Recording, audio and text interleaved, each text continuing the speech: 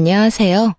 저는 30대 중반 시모와 남편의 추악한 계획을 알고 이혼하게 된 여자입니다. 남편을 지인들의 소개로 만나 평범한 연애 끝에 결혼까지 하게 된 특별한 것 없는 부부였어요. 그런 저희가 이혼을 하게 된 건 결혼한 지 2년도 채 되지 않았던 때로 이유는 시모와 남편에게 있었죠. 시모는 저희가 결혼할 당시부터 저를 탐탁지 않게 여겼는데 그 이유는 다름 아닌 친정이 시댁보다 부유하지 않다는 것 때문이었죠. 아직도 이해가 되지 않는 것이 시댁이 저희 친정을 무시하는 것만큼 큰 차이가 나는 것도 아니었는데도 불구하고 저를 못마땅해 하는 것을 숨기지 않으니 저도 사람인지라 결혼을 취소해버리고 싶을 지경이었어요. 나 아무래도 이 결혼 못하겠어. 승우 씨 엄마가 우리 집을 저렇게나 탐탁치 않아 하는데 무슨 결혼을 하겠어? 지혜야, 그게 무슨 말이야. 상견례까지 다 끝냈는데 갑자기 결혼을 못하겠다니. 승우 씨도 다 봤잖아. 승우 씨 엄마가 나한테 어떻게 하는지. 정말 이해가 안 되는 게 승우 씨 집이나 우리 집이나 가진 재산 차이가 그렇게 크지도 않은데 왜 승우 씨 엄마는 우리 집을 밥도 못 벌어먹고 사는 집 취급을 하는 거야? 난 이런 취급 받으면서 결혼할 생각도 없고 그런 취급 받으면서 평생 살 자신도 없어. 지혜야, 내가 대신 사과할게. 그런데 지혜야, 내가 너 평생 저런 소리 듣게 할 사람으로 보여? 나도 우리 엄마가 저렇게 나올 거란 생각도 못했기 때문에 대처하지 못했을 뿐이지. 앞으론 우리 엄마가 저런 말 절대 못하도록 내가 알아서 다 해결할게. 그러니까 그런 말 다신 하지 마. 내가 진짜 잘할게. 결혼을 다시 생각해보자는 제 말에 남편은 저를 설득하기 시작하더라고요. 그 당시엔 결혼을 마음먹었을 만큼 남편을 사랑하기도 했고 남편이 시모가 저런 식으로 행동하지 못하도록 제대로 막아주겠다고 호언장담을 하니 다시 마음을 돌려먹게 되었어요. 거기에다 아빠가 일찍 돌아가시고 혼자 계신 엄마에게도 지극정성으로 하는 모습에 한 번 더 믿어보자 싶었던 거였죠. 그렇게 결혼까지 하고 나니 남편이 시모에게 잘 이야기하긴 했는지 더는 재산 문제로 걸고 넘어지는 일은 없었어요. 저 역시 그런 뒷말이 나오게 하지 않으려고 애초에 정확히 반반 결혼을 하기도 했고 누구 한 명이 더 많이 쓰는 일 없이 정확하게 계산해서 반반 결혼이라는 사실을 양갓집에 다 알리기도 했어요. 그 이후로 시모에게 시달리는 일은 없을 거라 안심했는데 시모는 재산으로 말을 할 수 없게 되자 괜한 트집을 잡아 절 괴롭히기 시작했어요. 주말마다 저희 부부를 시댁으로 부르더니 저에게 음식을 알려준다는 명목으로 온갖 일을 시키기 시작하더라고요. 예, 오늘은 김장 좀 하자. 네? 김장이요? 김장철도 아닌데요. 김장은 꼭 김장철에만 하라는 법이라도 있니? 김장김치를 먹고 싶으면 김장하는 거지. 그래도 어머님 댁에도 김치 많고 저희도 아직 김치가 많은걸요. 넌 어른 말에 하나부터 열까지 이렇게 말대꾸 할 거니? 그냥 하라고 하면 좀 해. 처음 불렀을 땐 밑반찬을, 두 번째 불렀을 땐 전복죽을 한 냄비 끓여 소분에 얼리라고 하더니 결국 김장하라는 말까지 나오더군요. 처음엔 남편도 시댁에 갈 때마다 제가 갖은 고생을 하니 저를 도와주려고 노력했지만 그럴 때마다 시모의 불호령이 떨어졌어요. 여보, 내가 뭐 도와줄 거 없어? 재료라도 다듬어 줄까? 아니면 식기라도 씻어줘? 아들, 너 지금 뭐 해? 남자가 주방에 들어와서 그러는 거 아니라고 했지? 엄마 밥 얻어먹고 살 때도 안 하던 짓을 왜 이제야 와서 하려고 그러는 거야? 살던 대로 살아, 하던 대로 하고. 혹시 네 집사람이 잔소리라도 하니? 우리 집에 있다가 너희 집에 가면 못 살게라도 구는 거야? 그런 거 아니야, 엄마. 그냥 주말에 쉬지도 못하고 이러고 있으니까 마음에 걸려서 그렇지. 네 눈엔 엄마 힘든 건 보이지도 않아? 그저 마누라밖에 안 보이지? 마누라 힘든 것만 보지 말고 이 엄마 힘든 것도 좀 생각하고 그러려무나.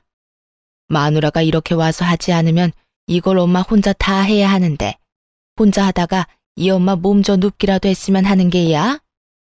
에이, 엄마, 그런 말이 아니잖아. 두 사람 다 힘드니까 내가 도우면 좀 더 수월하게 끝날 거 아니야. 얼른 끝내고 다 같이 쉬자. 네가 무슨 도움이 된다고? 헛소리 하지 말고 얼른 주방에서 나가지 못해?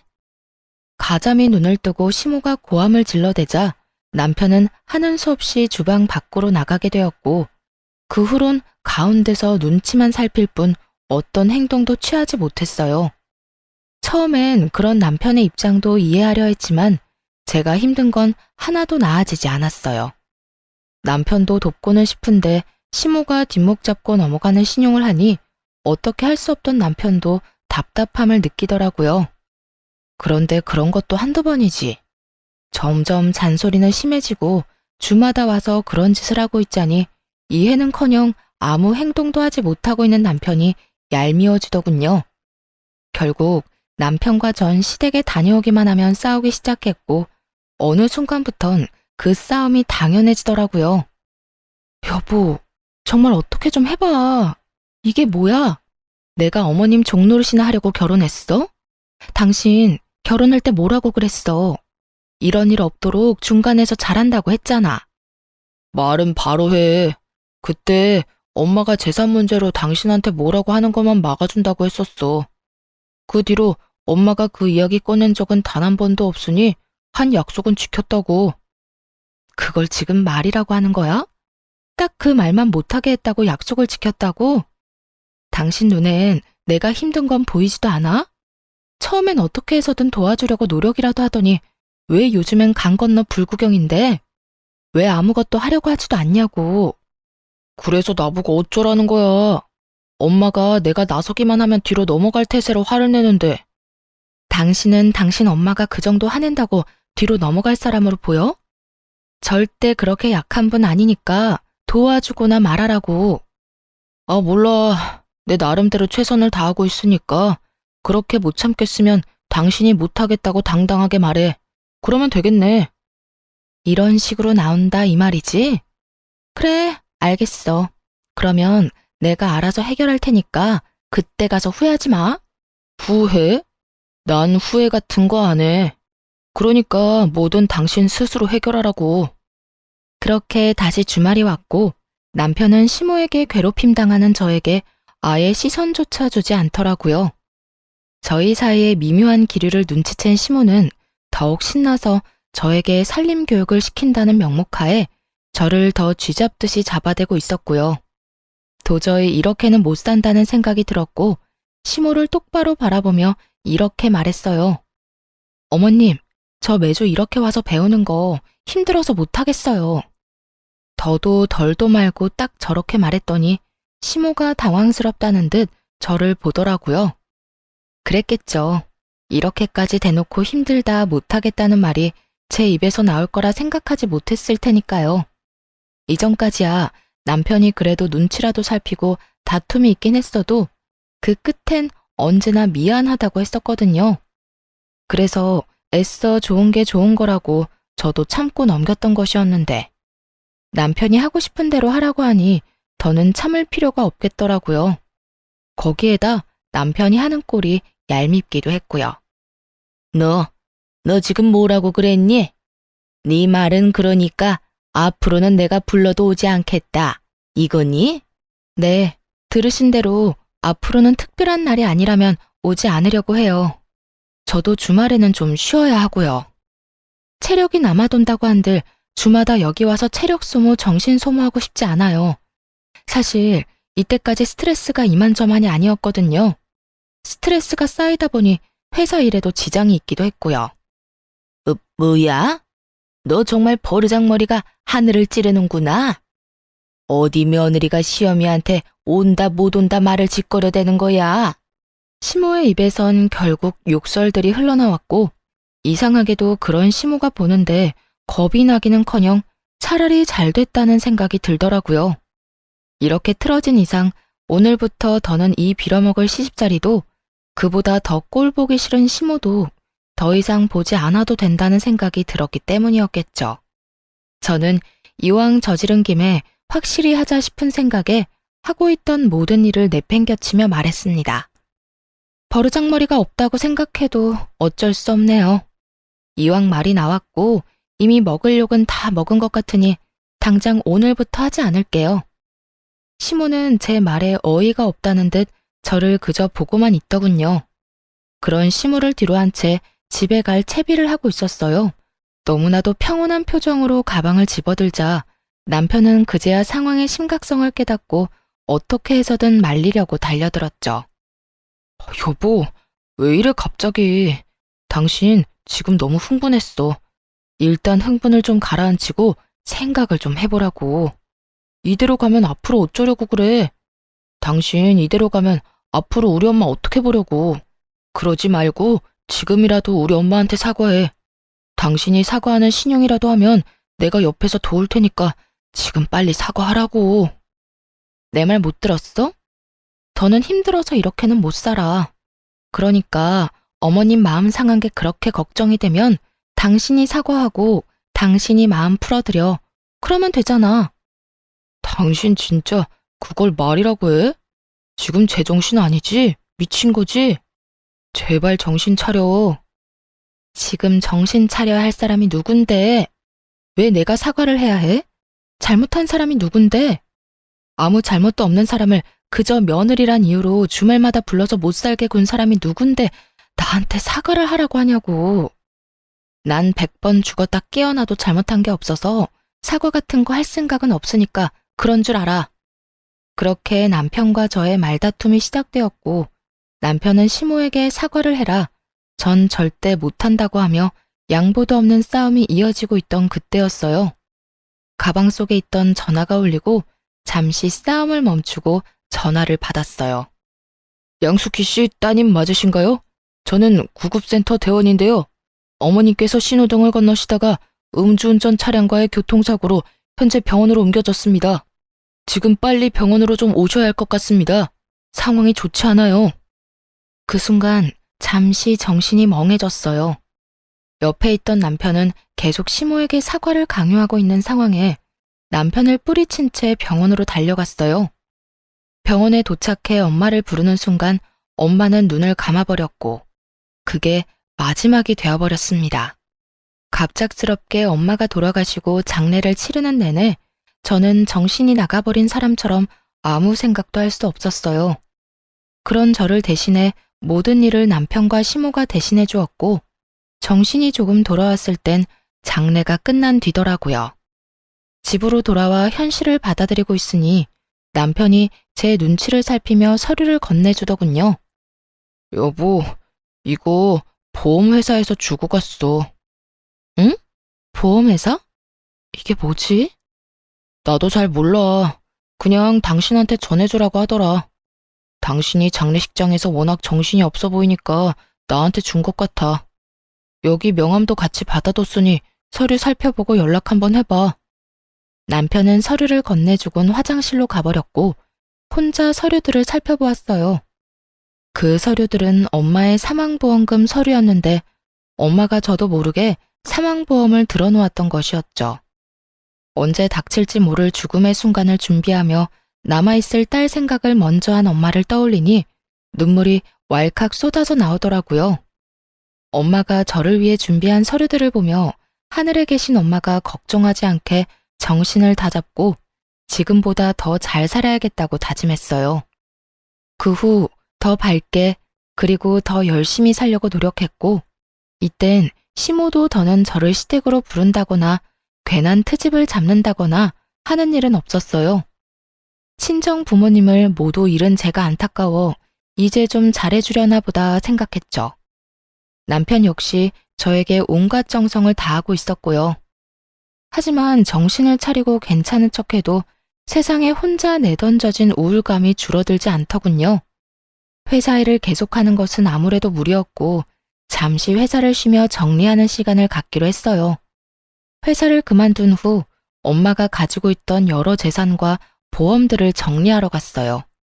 그 금액은 제가 생각한 것보다 꽤 컸어요. 남편에게 알리지 않고 조용히 혼자 처리하기 시작했죠. 어느 정도 말끔하게 마무리가 되어갈 때쯤 남편이 이런 말을 꺼내더라고요. 너 회사 그만둘까 봐. 너무나 갑작스러웠고 한편으론 의아했어요.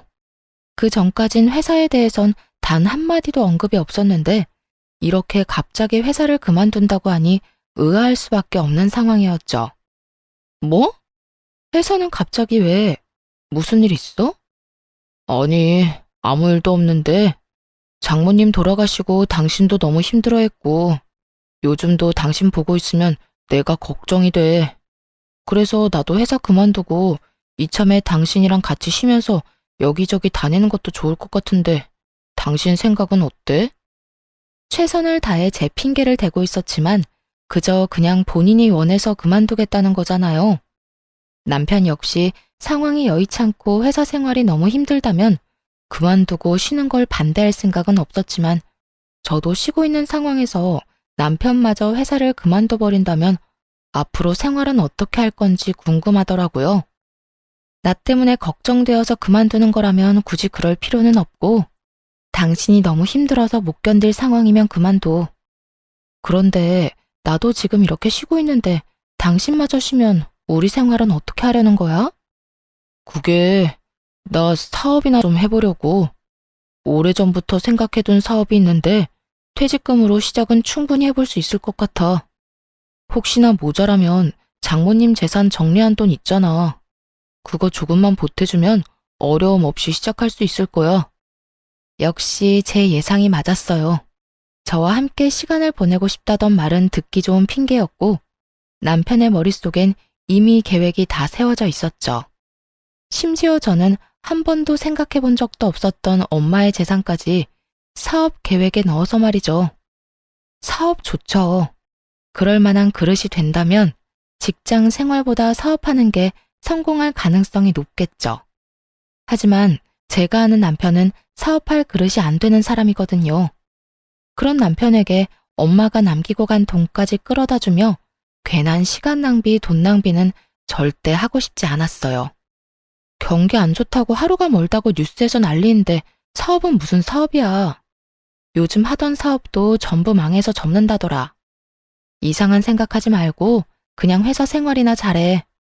그렇지 않아도 머릿속도 복잡하고 마음도 좋지 않은데 당신까지 신경 쓰이게 하지 말아줘. 응? 단호하게 안 된다고 이야기했더니 오히려 남편은 태세를 바꿔 그저 가벼운 농담이었다는 식으로 말을 바꾸더라고요. 나도 막 진지하게 한 이야기는 아니었어. 그냥 혹시나 내가 회사를 그만두게 되면 나이도 있고 하니까 재취업보다는 사업을 하는 게 좋지 않을까 했던 거지. 그냥 가볍게 한 이야기니까 너무 기분 나빠하지 마. 기분이 나쁜 게 아니라 그냥 좀 당황스럽긴 하네. 하여튼 사업은 반대니까 그런 줄 알아. 남편의 행동과 말이 내심 수상하긴 했지만 가볍게 생각하고 넘기고 말았어요. 왜 회사 생활 오래 하다 보면 다들 이렇게 살 바엔 내 사업하면서 눈치 안 보고 살고 싶다고들 하잖아요. 남편 역시 그런 시기가 왔나 보다 하고 대수롭지 않게 여겼던 것이었죠. 하지만 이런 제 생각과는 달리 이상한 일이 계속해서 일어나더라고요. 일단 제일 이상한 것은 시모의 행동이었어요. 시모는 그런 이야기가 오가고 난 후 계속해서 저희 집으로 반찬을 해서 가지고 오더라고요. 큰일 치른 며느리에게 반찬 좀 해다 주는 게 뭐가 그리도 이상한 일로 여기느냐고 하시는 분도 있겠지만 반찬도 반찬이지만 정말 이상한 건 시모의 표정이었어요. 결혼한 이후 단 한 번도 본 적 없었던 다정한 표정으로 심지어 남편이 좋아하는 반찬이 아닌 제가 좋아하는 반찬들을 가져오더군요. 그야말로 안 하던 짓을 하니까 이렇게까지 하는 의도가 궁금하더라고요. 아가, 여기 네가 좋아하는 숙주무침이랑 제첩국도 좀 해왔단다. 이 제첩 구하느라 내가 얼마나 고생했는지 몰라. 다음에 올 때 혹시 먹고 싶은 거 있니? 네 입맛에 당기는 걸로 해다 주마. 아, 아니에요. 이것만 해도 너무 감사한걸요. 앞으로는 고생스럽게 이렇게 안 해다 주셔도 돼요, 어머님. 고생스럽기는? 우리 며느리 잘 먹는 것만 봐도 내 배가 다 부른걸. 그러니까 혹시나 먹고 싶은 게 생기면 주저 말고 나한테 말하려무나. 네? 아, 네, 감사합니다. 잘 먹을게요, 어머님. 무슨 직장 상사 비위 맞춰주듯 제 눈치를 살피더라고요. 그것뿐만이 아니었어요. 같이 밥을 먹다가 제가 뭔가를 흘리기라도 하면 바로 물티슈를 대령해주기도 했고, 어느 날은 아무 날도 아닌데 명품 가방부터 해서 제가 주로 쓰는 화장품까지 사다 주곤 하더라고요. 그날은 제가 소화가 잘 안 돼 소화제를 먹었더니 그 모습을 본 시모가 앞치마까지 하고 집안일을 하기 시작했어요. 어머님, 지금 뭐 하세요? 뭐 하긴 청소하지. 너 아까 보니까 체한 것 같던데 들어가서 얼른 쉬거라. 내가 청소 빨리 해두고 빨래도 해두마. 그러니까 집안일 신경 쓰지 말고 얼른 쉬어. 체했을 땐 푹 쉬는 게 최고야. 아니에요, 어머님. 제가 좀 이따가 할 테니 그냥 두세요. 어머님이 이러시는데 제가 어떻게 마음 편히 쉴 수가 있겠어요. 아가, 그냥 나를 돌아가신 친정엄마 대신이다 라고 생각하려무나. 엄마가 돼서 딸이 몸이 아프다는데 집안일 정도는 해줄 수 있지 않겠어? 아무리 그래도 체한 것만 좀 내려가고 나면 제가 할 테니 그냥 두세요. 괜찮대도 얼른 들어가서 쉬어. 네가 계속 이러면 이 엄마 마음도 불편해. 호의가 계속될수록 고맙기는커녕 점점 더 불안해지기 시작했어요. 이런 저의 불안이 괜한 기우가 아니었다는 걸 알게 된 건 그로부터 얼마 지나지 않은 어느 날이었어요. 엄마가 돌아가시고 불면증이 심해지는 바람에 수면제를 처방받고 있었거든요. 그날도 수면제를 처방받을 겸 상담을 하러 간 날이었죠. 아무래도 잠을 제대로 자지 못하니 직접 운전해서 가기는 무리더라고요. 일부러 차를 두고 택시를 타고 다녀왔는데 집에 들어가기 전 단지 한 벤치에 잠시 앉아 쉬고 있을 때였어요. 뜬금없이 뒤쪽 분리수거장에서 남편과 시모의 목소리가 들려오는 게 아니겠어요? 원래도 목청이 큰 두 사람이었기에 굳이 얼굴을 확인할 필요도 없이 두 사람의 목소리란 걸 확신할 수 있었죠. 엄마, 이게 마지막이지? 더는 버릴 거 없지? 그래, 마지막이야. 이놈의 쓰레기랑 분리수거는 해도 해도 끝이 없니? 그래도 이렇게 다 해놓고 나니 집이 깨끗하더라. 그러니까 엄마 오늘 고생 많이 하셨어요. 그래도 엄마가 대청소 도와줘서 빠르게 끝낼 수 있었어. 두 사람은 제가 병원에 간 사이 대청소를 한 듯 했어요. 그런 두 사람의 모습에 감동해 울컥하던 찰나 이어지는 두 사람의 대화에 소름이 쫙 올라오기 시작하더라고요. 됐어. 어쨌든 네 집사람 모르긴 몰라도 집이 반짝반짝하다며 입이 귀에 걸릴 거다. 그런데 걔는 정말 잠만 안 와서 정신병원에 간 거 맞긴 한 게야? 혹시 그냥 미쳐버린 건 아니겠지? 요즘 왜 기분이 심하게 왔다 갔다 하잖니? 나도 그냥 그랬으면 차라리 좋을 것 같다니까. 그런데 안타깝게도 미친 건 아니고 그냥 수면제 처방받으러 갔어. 안타깝게도 집사람 아주 지극히 정상이야. 그 순간 두 사람의 대화를 듣고 있는데 정말 제가 미쳐버려 환청이 들리는 건가 싶었어요. 하지만 계속되는 잔인한 대화들은 환청이 아닌 분명한 현실이고 또 그들의 진짜 속내라는 걸 알 수 있었죠. 두 사람의 대화를 한마디도 놓치지 않으려 숨도 제대로 쉬지 않은 채 두 사람의 대화에 집중했어요. 아유, 도대체 이 고생은 언제까지 해야 하는 거니? 네 사업 자금은 아직 소식도 없니? 소식은 무슨, 아직 제대로 말도 못 꺼내봤어.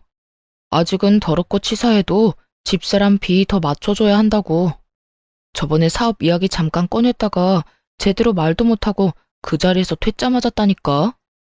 두 번, 세 번 이야기 꺼낼 필요 없이 제대로 한몫 뜯어내려면 그 비위 잘 맞춰줘야 한다고. 아니, 도대체 사돈 죽고 물려받은 돈이 얼마나 되길래 그게 한몫이라는 말까지 나오는 거야? 도대체 얼마길래 우리가 이 고생까지 해야 하냔 말이야. 엄마, 가지고 있던 재산은 아무것도 아니야.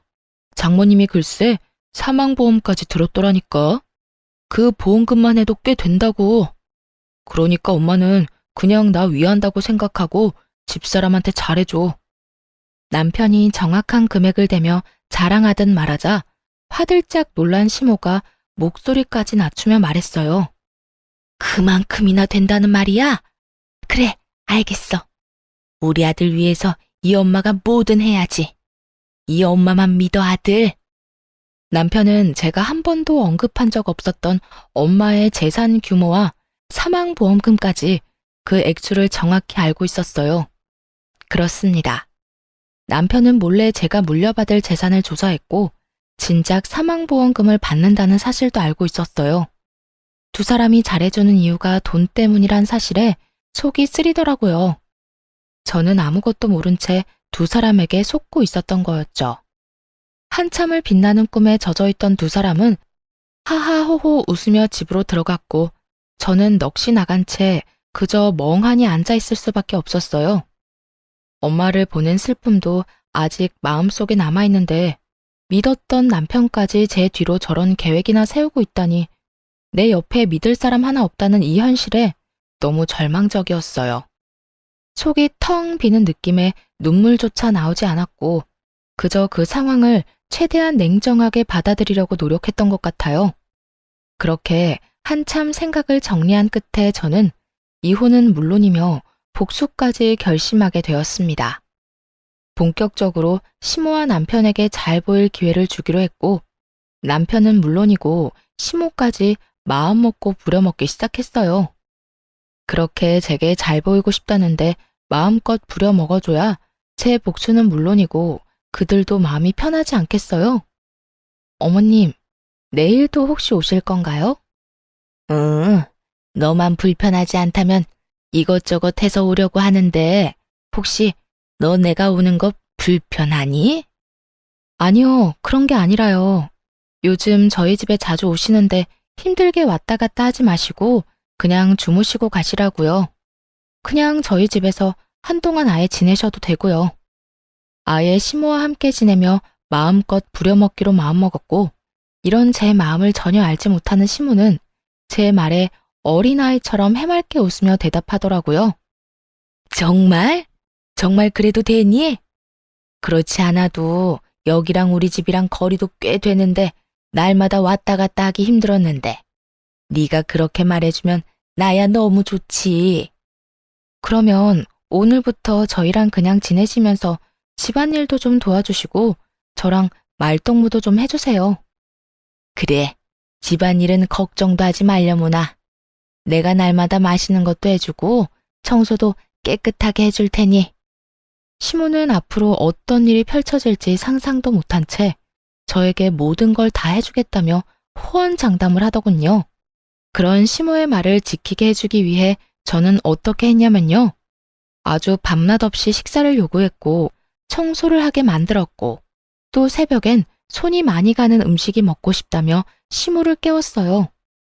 어머님, 어머님, 저 지금 잔치국수가 너무 먹고 싶어요. 응? 지금 이 새벽에 말이냐? 네, 자다 깼는데 잔치국수가 너무 먹고 싶어서 잠이 안 오는 거 있죠? 아무래도 지금 해주시는 건 무리겠죠. 너무 먹고 싶긴 한데 어머님이 정 힘들다고 하면 어쩔 수 없고요. 아, 아니다. 지금 해주마. 자고로 음식은 먹고 싶을 때 먹어야 제일 맛있는 법이지. 밤낮 할 것 없이 대놓고 부려먹는 제 행동에 시모는 화가 단단히 난 듯 보였지만 어쩌겠어요. 아들의 사업 자금이 달린 문제인데 절대 포기하지 않더라고요. 그렇게 며칠 괴롭히고 나니 시모의 얼굴은 점점 더 썩어가고 있었고 시모가 폭발할 타이밍에 맞춰 남편 사업 자금에 대해 말을 꺼냈어요. 여보, 요즘 회사 생활 어때? 힘든 건 없어? 회사? 회사야 늘 힘들지. 당신도 잘 알 거 아냐. 잘해도 욕먹고 못하면 더 욕먹는 게 회사 일이라는 거. 그런데 갑자기 그건 왜 묻는 거야? 그게 저번에 왜 당신이 사업 이야기 꺼냈었잖아. 그때 내가 단칼에 안 된다고 한 게 마음에 자꾸 걸리더라고. 당신도 당신대로 힘들고 한참 생각해보고 그런 말을 꺼냈을 텐데 내 입장만 생각하고 거절부터 한 것 같아서 미안하기도 했고 말이야. 그래서 하는 말인데 아직도 사업 생각이 있는 거야? 최대한 미안하다는 표정을 지어 보이며 남편에게 사업 이야기를 꺼내자 기다렸다는 듯이 숨도 쉬지 않고 말하더군요. 그럼 당연히 사업 생각 있지. 그때 당신한테 말을 못했는데 사실 구체적으로도 계획을 다 세워놨어. 당신이 금전적으로 좀 도와주기만 하면 바로 시작해도 될 정도라니까. 그래? 계획서 있으면 나 좀 보여줘. 보고 괜찮으면 투자 좀 하든가 할게. 정말? 정말이지. 내가 조금 있다가 당신 보기 편하게 정리해서 보여줄 테니까 당신은 잘 보고 투자해 주기만 해. 그러면 내가 정말 열심히 일해서 호강이란 호강은 다 시켜줄 테니까. 전 그저 투자할 생각이 있다고만 했을 뿐인데 남편은 이미 투자받은 사람처럼 다음날 바로 사표를 쓰고 와서는 본격적으로 사업을 준비하기 시작하더군요. 저는 최고의 타이밍을 잡아 이혼을 통보할 때를 기다리고 있었어요. 두 사람이 외출한 사이 보이지 않는 곳에 홈 CCTV를 설치해 시모와 남편의 추악한 계획을 뒷받침할 증거도 확보해 놓기로 했어요. 그렇게 차근차근 통쾌한 복수극을 준비하는 사이 남편은 우선 퇴직금을 쏟아붓더군요. 대책이라고는 오직 제 투자금뿐인 상황에서 일은 일대로 벌이는데 더는 발 빼지 못하는 상황이 되고 있었죠. 그러던 어느 날 잠시 외출하고 돌아왔더니 시모와 남편이 상다리가 부러지게 잔치상을 차려놓고 저를 기다리고 있더라고요.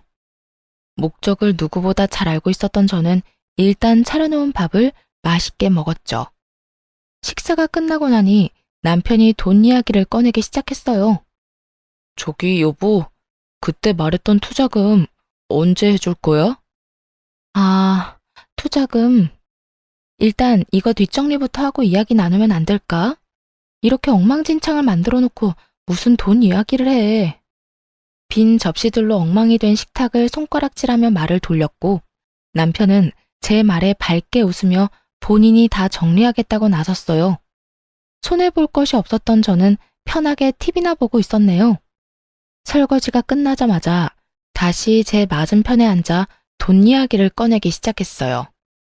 그리고 남편의 옆자리엔 기대에 가득 찬 표정의 시모가 자리하고 있었고요. 여보, 뒷정리에 설거지까지 다 했는데 이제 이야기 좀 나눠도 될까? 그 전에 내가 할 이야기 있어. 어? 할 이야기? 뭐든지 다 해봐. 무슨 말이든 당신 말이라면 다 들을 준비 됐어. 그래? 그러면 우리 이혼하자. 그대로 이혼을 통보했고 남편보다 더 놀란 시모가 빽 고함을 질러대기 시작했어요. 뭐? 이혼? 너 지금 이혼이라고 했니? 너 진짜 정신적으로 어디 아픈 거 아니니? 그러지 않고서야 지금 이 타이밍에 어떻게 이혼하자는 말을 해? 너희가 사이가 나쁜 것도 아니고 요즘 부부싸움 한 번 한 적도 없으면서 이혼은 무슨 이혼이야? 이 상황이 믿기지 않는다는 듯 큰 소리를 치는 두 사람에게 제가 알고 있는 사실을 전부 알려주었죠. 안타깝게도 저 아주 멀쩡해요. 아니, 두 사람 덕에 아주 멀쩡해졌지 뭐예요? 당신, 나 몰래 내 재산 조사했더라. 그 돈에서 크게 한몫 챙겨서 잘 먹고 잘 살 계획 세웠던데? 그래서 어머님도 제게 잘해줬던 거 다 알고 있었어요. 두 사람이 그런 말도 안 되는 계획을 세우는데 제가 더 정신을 바짝 차려야 하지 않겠어요? 당신 그걸 어떻게 한 거야? 그걸 어떻게 알았겠어. 두 사람이 동네 사람들 다 들으라고 떠들고 다니는데 내가 모를 리가 있겠어? 그리고 당신은 지금 어떻게 알았는지 신경 쓸 게 아니라 앞으로 어떤 일이 일어날지를 더 신경 써야 할 텐데.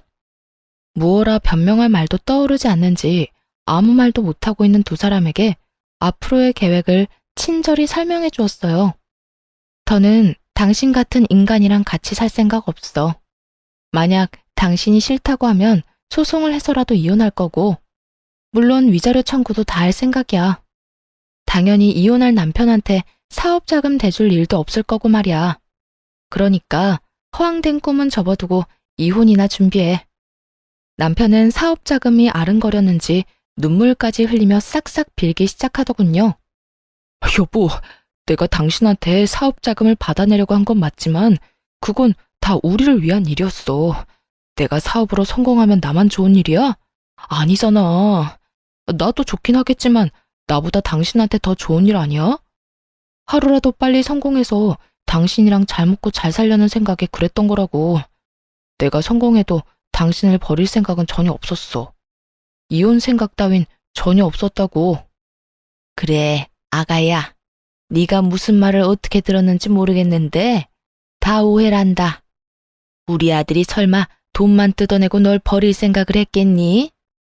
우리 아들이 너라면 죽는 신용까지 하는 녀석인데 그런 우리 아들을 이런 식으로 버리는 건 아니지 않니? 쪽수로 밀어붙이는 두 사람에게 하는 수 없이 제가 확보했던 증거 영상을 보여주었어요.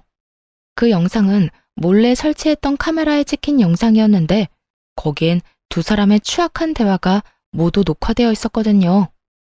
엄마, 이제 곧 사업 자금 받을 수 있을 것 같아. 며칠 전에 나랑 사업 이야기를 먼저 꺼내더라니까. 그게 정말이니? 이제 며느리 종노릇은 그만해도 되는 거야? 그래, 그러니까 엄마 조금만 더 고생해. 이제 고지가 눈앞이니까. 아휴, 이번에 사업 자금만 다 뜯어내고 나면 나 이혼해버리려고. 장모님 돌아가신 지가 언젠데 아직도 우중충해서는. 보는 내가 우울증 걸릴 것 같다니까. 크게 한몫 뜯어내고 사업만 자리 잡으면 확 이혼해버리고 나이도 어리고 밝은 여자랑 새 출발할 거야. 그래, 그건 나도 찬성이다. 내가 말을 안 해서 그렇지 저 물건 요즘 얼마나 기고만장한 줄 아니? 시어머니 알기를 얼마나 우습게 하는지. 새벽에 날 깨워서 이거 해달라 저거 해달라. 내가 정말 머리끝까지 화가 난 날이 하루 이틀이 아니었다. 하루빨리 성공해서 고분고분한 며느리 보게 해줘. 그런데 아들, 이번에 사업 자금 받으면 이 엄마 집도 옮겨줄 거지? 지금 집도 좋긴 한데 엄마 더 큰 집에서 살고 싶어. 당연하지. 내가 집만 옮겨주겠어? 사업 성공만 하면 엄마가 해달라는 거 다 해줄게. 정말이야? 역시 우리 아들. 이 엄마는 우리 아들 때문에 살아. 어찌되었든 그 물건 눈에 거슬리는 짓은 하지도 말자꾸나. 당연하지. 우리 조금만 더 참자. 거실은 두 사람의 대화 소리로 가득 찼고 시모는 모든 게 다 끝났다고 직감했는지 그 자리에 주저앉아 멍하니 바닥을 보더라고요. 축 처진 시모와는 달리 남편은 정신이 나가버린 것인지 오히려 큰 소리를 치고 있었고요. 아, 됐어. 당신 돈 받아서 사업 좀 크게 해보려고 했는데 이렇게 된 거 별 수 없지. 당신 도움 없이도 내 사업은 충분히 잘 되고 있고 당신이 돈 안 준다고 해도 대출을 내서라도 성공만 하면 되는 거니까. 내가 무슨 수를 쓰든 성공할 거니까 그때 가서 후회나 하지 마. 후회? 후회 같은 소리 한다. 그런 말이 하고 싶거든. 사업이나 성공하고 그런 말을 해. 당신이 하고 있는 그 일이 진심 성공할 수 있을 거라고 생각해? 왜? 못할 것 같아? 당신이 뭘 알기나 해. 사업의 사자도 모르는 당신이 그런 말하면 내가 뭐 겁이라도 낼까 봐? 왜? 돈 좀 있다고 사람 막 무시해도 된다고 생각하는가 봐. 무시할 만 하니까 무시하는 거야. 뭐 당신 돈 가지고 당신이 어떻게 하든 내가 상관할 바는 아니지. 어차피 이혼할 건데 뭐. 어찌되었든 그 사업 잘 돼서 나처럼 우울한 여자 말고 젊고 밝은 여자랑 백년해로 하길 바랄게. 당신이 그렇게 말하지 않아도 그럴 거거든? 말이 나왔으니까 하는 말인데 당신 정말 우울해서 나도 이혼하고 싶었다고. 돈 받아낼 때까지 참고 살려고 했더니 이렇게 먼저 이혼해달라고 해서 고맙네. 그렇게 고마우면 위자료나 잘 준비해놔. 그때 가서 구질구질하게 못 준다고 매달리지 말고. 그까지 푼 돈 얼마든지 줄 테니까 청구나 해. 이혼도 질질 끌지 말고 빨리 해버리게 말이야. 다가올 미래도 모르는 남편은 큰 소리를 뻥뻥 치더군요. 한껏 비웃어주고 집을 나와버렸습니다. 이혼은 생각보다 더 순조롭게 진행되었고 두 사람에게 다 위자료를 받고 이혼을 할 수 있었죠. 그 후 전 남편의 사업은 말처럼 잘 되었냐고요? 전혀 잘 되지 않았어요. 전 남편의 말처럼 사업의 사자도 모르는 제가 봐도 전 남편이 구상하고 있던 사업은 허황된 꿈에 가까운 사업이었어요. 성공은커녕 돈만 버리는 허튼 짓에 가까웠죠. 그렇게 퇴직금뿐만 아니라 대출까지 내서 진행했던 사업을 최단 기간 시원하게 말아먹은 전 남편은 거기에서 포기하지 않고 또 사업을 한다고 시모 집까지 팔았다고 하더라고요. 그야말로 지독한 사업병에 걸려버린 거였죠. 하지만 사업에 관한 그 어떤 지식도 노하우도 없던 전 남편이 돈만 끌어다 붓는다고 한들 그 사업이 성공할 리는 없었죠. 끝끝내 여기저기 돈을 빌리고 다닌다는 소문을 들을 수 있었어요. 그리고 저에게 연락이 왔더라고요. 돈을 빌려달라고 말이죠. 정말 염치 없는 말인 거 잘 알고 있는데 혹시 나 돈 좀 빌려주면 안 될까? 내가 정말 사정이 너무 급해서 그래. 설마 했는데 돈을 구걸하는 연락을 하다니 정말 갈 때까지 갔구나 하는 생각이 들었어요. 전화 걸 때 누구한테 거는 전화인지는 똑바로 확인은 한 거지? 나 네 전 부인이야. 그냥 그저 아는 지인이 아니라고. 알고 있어. 내가 오죽 급했으면 당신한테 이런 연락을 했겠어? 나도 내가 얼마나 지금 한심하게 보일지는 잘 아는데 정말 너무 급해서 그래. 그러니까 나 돈 좀 빌려주라. 당신 나하고 우리 엄마한테 받은 위자료도 있고 장모님한테 물려받은 재산에다가 사망보험금도 있잖아. 너 진짜 제정신 아니구나? 내가 다른 돈도 아니고 우리 엄마 목숨값으로 널 도울 것 같아? 그리고 다른 돈도 똑같아. 너랑 네 엄마한테 받은 위자료는 말 그대로 네가 나한테 준 상처에 대한 대가인데 그 돈을 널 왜 주겠어? 너한테 10원짜리 한 푼 못 주니까 이딴 구걸 하지도 마. 여보, 그러지 말고 조금만, 아주 조금만 빌려주면 돼. 일단 급한 불은 꺼야 할 거 아니야. 이미 이리저리 빌려서 사업은 시작했는데 돈이 조금 모자라서 이때껏 투자했던 돈까지 다 날릴 상황이어서 그래. 그러니까 당신이 조금만, 아주 조금만 좀 빌려주라. 구걸이라고 하든 거지라고 하든 쌍욕을 해도 좋으니 돈만 좀 빌려줘. 야, 제발 정신 좀 차려라. 그릇도 안 되는 게 사업한다고 부모 집까지 다 날려먹었으면 지나가던 똥개도 정신 차리고 사업은 꿈도 안 꾸겠어. 한때 너랑 사랑이란 걸 했던 사람이라서 해주는 이야기인데 그렇게 살다가 새고랑 차는 건 시간 문제야. 그러니까 제발 정신 좀 차리고 다신 연락하지 마. 그대로 전화를 끊어버렸고 그 뒤로도 계속해서 연락이 오길래 아예 번호를 차단해버렸어요. 그 후 들리는 소문으로 전 시모는 여전히 사업병에 걸린 아들이 진 빚을 갚아내느라 식당 일을 하며 고된 노후를 보내고 있다더군요. 그러면 뭐해요? 밑 빠진 독에 물 붓게 아니겠어요? 그 소식을 마지막으로 인연을 끊어낼 수 있었습니다. 그 후 저는 회사 복직을 미루고 재충전의 시간을 보내고 있어요. 요즘은 이리저리 발길 닿는 대로 여행을 다니기도 하고 그렇게 다니다 마음에 드는 곳이 있으면 오래 머무르기도 하며 심적인 안정을 되찾고 있어요. 친정엄마의 갑작스러운 사고와 연달아 일어난 이혼 때문에 힘든 시간을 보낸 건 사실이지만 요즘은 수면제 없이도 잘 잘 만큼 많이 안정된 시간을 보내고 있습니다. 아마 이곳저곳을 다닌 게 많은 도움이 된 듯해요.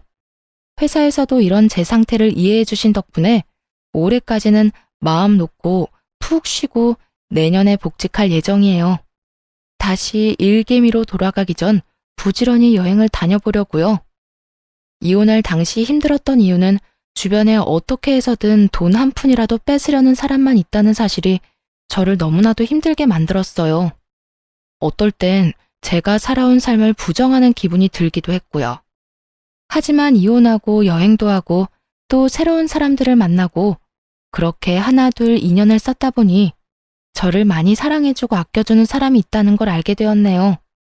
더 이상 인간관계에 힘들어하지도 말고 어제보다 오늘을 더 열심히 살아야겠다는 생각이 들더라고요. 그래서 결론은 지금 참 행복하다는 거예요.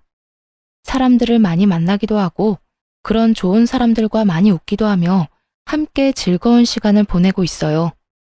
앞으로도 지금처럼 많이 웃고 제 삶에 만족하는 시간을 보내며 행복하게 잘 살아가 보려고 합니다. 이로써 저의 긴 이야기도 끝이 났네요. 다들 어떠셨을까요? 긴 이야기가 지루하진 않으셨을지 걱정스럽기도 하네요. 지금까지 함께 해주셔서 정말 감사하며